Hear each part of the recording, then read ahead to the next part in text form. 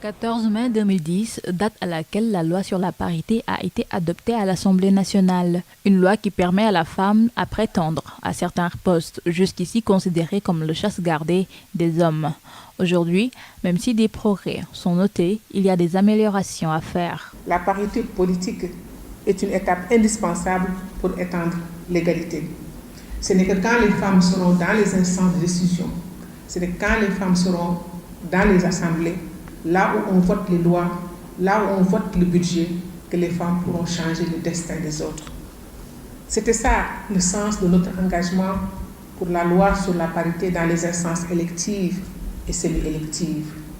Pour nous, la parité ne s'applique que dans les fonctions politiques, mais c'est pour qu'après ces fonctions politiques puissent servir d'effet émulateur. 73 femmes à l'Assemblée nationale, 47% des effectifs des collectivités territoriales sont des femmes. Ceci constitue un pas de plus vers la parité intégrale. Cette troisième édition de la rencontre des femmes leaders entre en droite ligne avec le thème du droit des femmes, Génération Égalité. La présidente du Haut Conseil des collectivités territoriales appelle à un changement de mentalité. Les femmes sont victimes de discrimination, victimes de lois invisibles et non écrites qui font de la politique une affaire d'hommes. Il semblerait que nos sociétés peinent à avancer au rythme de nos législations.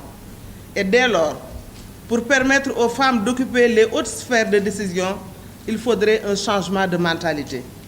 C'est vrai, un changement de mentalité prendra du temps, mais l'espoir est permis car partout en Afrique et dans le monde, les femmes sont déterminées à briser le plafond de verre. Le Forum Victoria réunit les femmes leaders du continent africain afin de discuter et de travailler sur une mise à jour des questions de genre. La parité, qui est un combat de longue haleine, n'est pas encore gagnée intégralement, même si d'énormes progrès sont réalisés.